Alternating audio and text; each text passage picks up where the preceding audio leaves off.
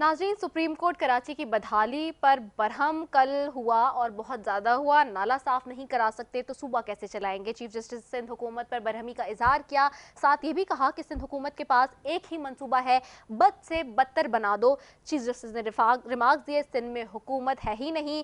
शार फैसल का रोड कभी कम नहीं हुआ, बड़ा ही है। हुकूमत कनाडा से चलाई जा रही है। चीफ जस्टिस ने यह भी कहा, जो कि इंकशाफ के तौर पर नजर आया। साथ ही एडवोकेट जनरल से चीफ जस्टिस ने सवाल किया, इन हालात में सूबा कैसे गुजारा करेगा? साल पहले नाला साफ करने का हुक्म दिया था, रोजाना नए नए बहाने करते हैं, नए बहाने लेकर आ जाते हैं। सूबे में एक तालीम का प्रोजेक्ट 2600 बिलियन रुपए का 2014 से शुरू हुआ, 2017 में खत्म हुआ। चीफ जस्टिस ने यह भी कहा, इन पैसों से दुनिया की बेहतरीन यूनिवर्सिटी बनाई जा सकती थी।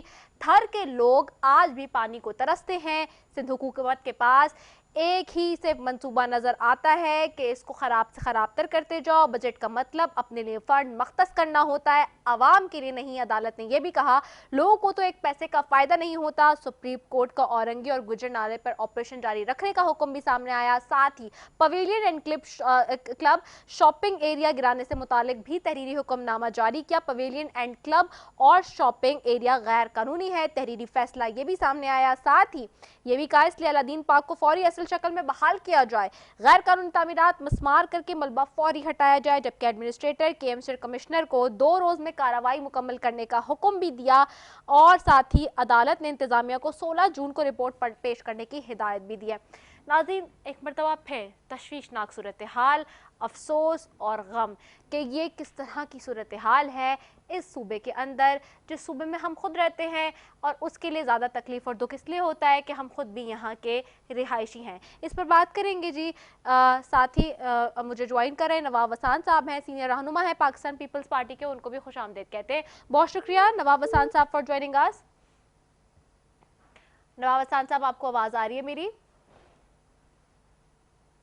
अच्छा, हमारा राब्ता मुनक़ता हो गया है। हम कोशिश कर रहे हैं उनसे कि दोबारा उनको शामिल करें और उनसे इस हवाले से गुफ्तगू करें सारी, क्योंकि नाज़रीन एक बड़ा ही अहम मामला है और आज सिंध का बजट भी पेश हुआ है।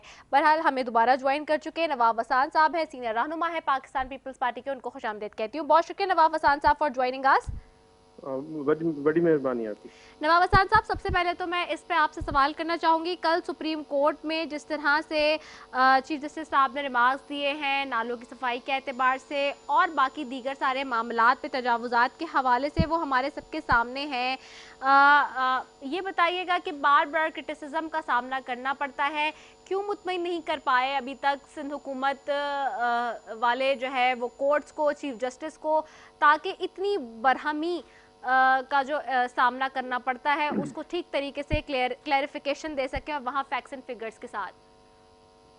देखें, हम तो सुप्रीम कोर्ट हो या कोई भी हो, हम उनका एहतराम करते हैं इसलिए कि वो आला इदारा है और इनका सबको करना चाहिए एहतराम। तो सिंध गवर्नमेंट ने तो बड़ा काम किया है। आप तीनों सूबों मिला के देख लें तो किसने ज्यादा काम किया है, किसने अच्छा काम किया है, तो आपको पता चल जाएगा कि आप चैनल को, मैं आपको थर का विजिट करवाऊं, कैरपुर का विजिट करवाऊं, लाड़काना का करवाऊं, नवाबशाह का करवाऊं या कराची का, जितना पैसा वफाक को देना था उसने दिया नहीं। 18 अमेंडमेंट के बाद वफाक तो बड़ी बातें करता है पर देता कुछ नहीं है। सिंध का जो राइट है 85% सिंध रेवेन्यू वफाक को देता है और वफाक सिंध को नहीं देता। जब 18 अमेंडमेंट के बाद जो पैसे देने थे तो वो भी नहीं दे रहा। डेवलपमेंट आप देखें दूसरे सूबों की कितनी है और सिंध की कितनी है, तो उसमें भी आपको ये इनमें पता चल जाएगा। तो बाकी ये बातें करना, जो पीटीआई की हुकूमत बातें करे या जो भी कहे, तो हम उनको यही कह सकते हैं, अल्लाह देखता है। हम दिल के साथ, मेहनत के साथ और लगातारी के साथ सीएम सिंध काम कर रहा है और जिस तरीके से सीएम सिंध ने काम किया है, मेरे ख्याल में इसका कोई मिसाल नहीं है। ये कुछ भी कहे, कुछ भी कर ले, किसी के थ्रू भी कह दे, तो हमें इसका कोई वो लाचार नहीं है। हमें गुजरना है, अवाम के पास आना है। अवाम जो फैसला करेगी वो हमें कबूल होगा।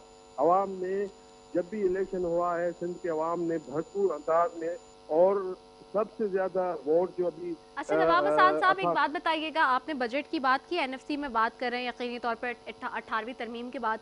नवाब हसन साहब, लेकिन सवाल ये उठता है, हुकूमत फेडरल गवर्नमेंट ये पूछती है कि सिंध गवर्नमेंट ने जो बजट एलोकेशन रखा भी था उसको यूटिलाइज नहीं किया। ऑडिटर जनरल की रिपोर्ट ये बताती है कि 75% बजट यूटिलाइज ही नहीं किया गया लास्ट ईयर भी आप लोगों ने, और जो बजट की यूटिलाइजेशन है वो सिर्फ 25% तक की गई है।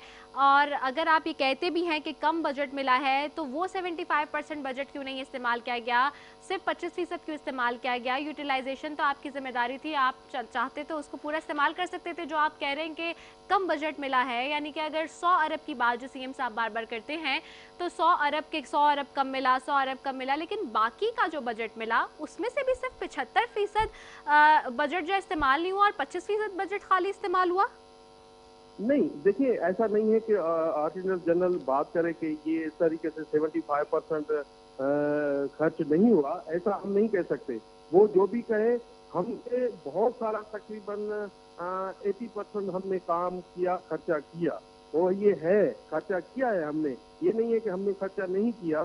तो अगर वो कुछ भी रिपोर्ट दे दे, कुछ भी बयान कर दें, तो उसका हम नहीं है कि हमने तो बाकायदे हमारे यहाँ जो पैसे डेवलपमेंट के आते हैं और जिस तरीके से हम पूरे डिपार्टमेंट जो जिसकी मिनिस्ट्री है, जो जिसका डिपार्टमेंट है, पूरी तरह सीएम सिंध के यहाँ रोजाना मीटिंग होती है, रोजाना बेसिस पे उनसे मॉनिटरिंग होती है, उनसे पूछा जाता है और इस तरीके से पूछा जाता है कि काम सही हुआ या नहीं हुआ। जिस तरीके से काम हो रहा है, तो मेरे ख्याल में ऐसा नहीं है कि कोई कुछ भी कहे, कोई क्या भी कहे, सिंध गवर्नमेंट ने खर्च किया है पैसा, ऐसा नहीं है कि खर्च तो नहीं ये किया। ऑडिट की रिपोर्ट जो कह रही है, आप समझ रहे ऑडिट की रिपोर्ट गलत है? तो देखिए, मैं नहीं कह सकता, इनकी रिपोर्टें भी खुद बनाते हैं, खुद कहते हैं और हर चीज भी खुद करते हैं। कभी किसी को इन्फ्लुएंस लेके आते हैं, कभी किसी को इन्फ्लुएंस लेके पीटीआई गवर्नमेंट लेके आती है, ऐसा नहीं है।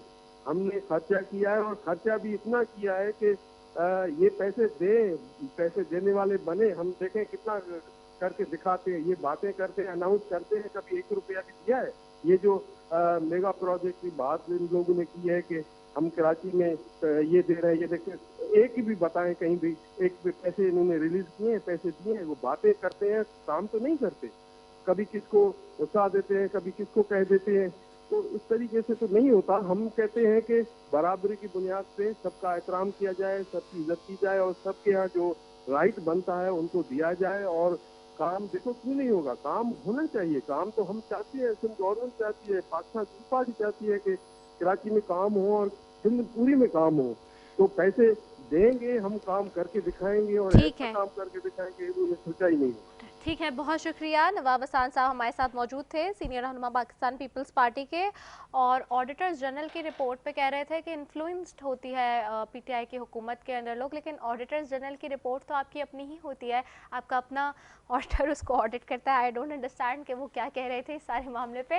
वेल नाज़रीन, सारी चीज़ें आपके सामने हैं। इसी के साथ अपनी मेज़बान निदा सैफी को दीजिए इजाज़त। पाकिस्तान जिंदाबाद।